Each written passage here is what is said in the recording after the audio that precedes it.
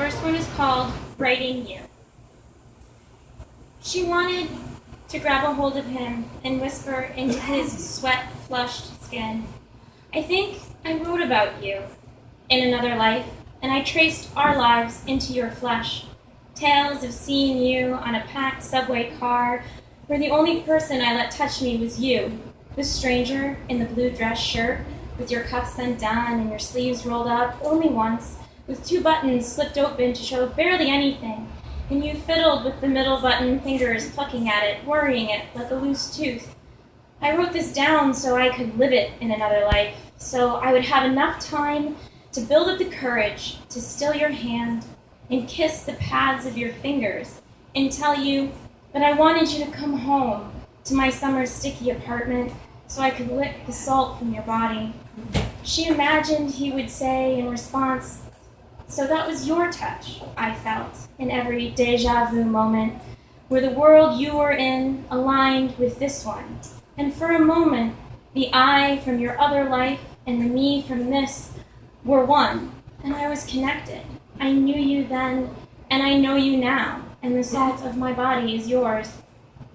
In actuality, she leans further against the door, wishing she had not worn the ugliest pair of jean cargo shorts she owned that made her calf muscles look ridiculous and her waist unremarkable. She knows her shirt shows more than enough cleavage to tempt any straight man, but she smells of pot and cigarettes, and her breath is Kahlua and coconut and french fries, because it's Tuesday night on a subway train after 5 endless days of work, and she never expects fate, and is, therefore, never ready. Never ready for a man just a little taller than her, with both ears pierced, and slightly damp short-cut hair and pale eyes, with a light stubble along the bottom part of his jaw. He is carrying what looks like business school papers, and is wearing khakis and a button-down shirt that when he walks away from her, she can see the back is wet with sweat. Maybe in another life.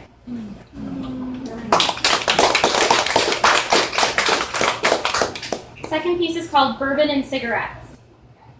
He smelled and tasted like bourbon and cigarettes, a combination that she would have never thought she would find alluring or sexy as hell, but she did.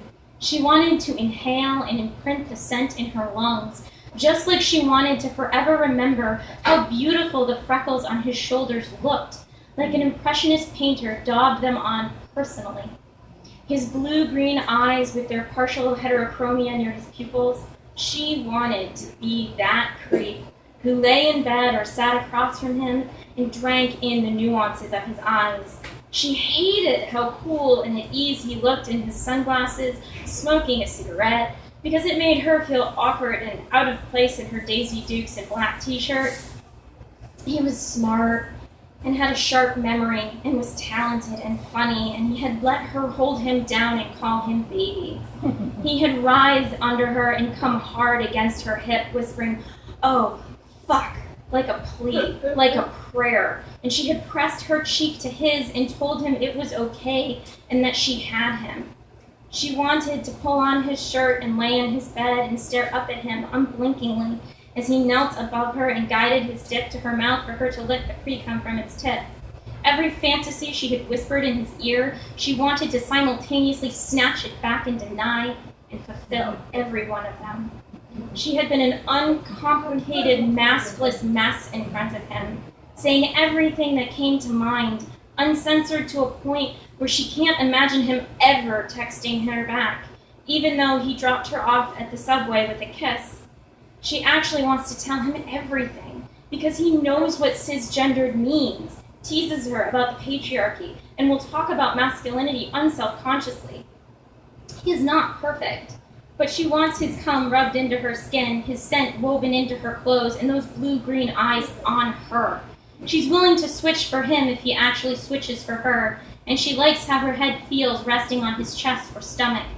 And she thinks she would like him to see just how much of a slut she can be, but she is nothing like those sexy, confident girls at the bar, and she likes how awkwardly he dances, and how he looks like a naughty, mischievous little boy when he smiles like that.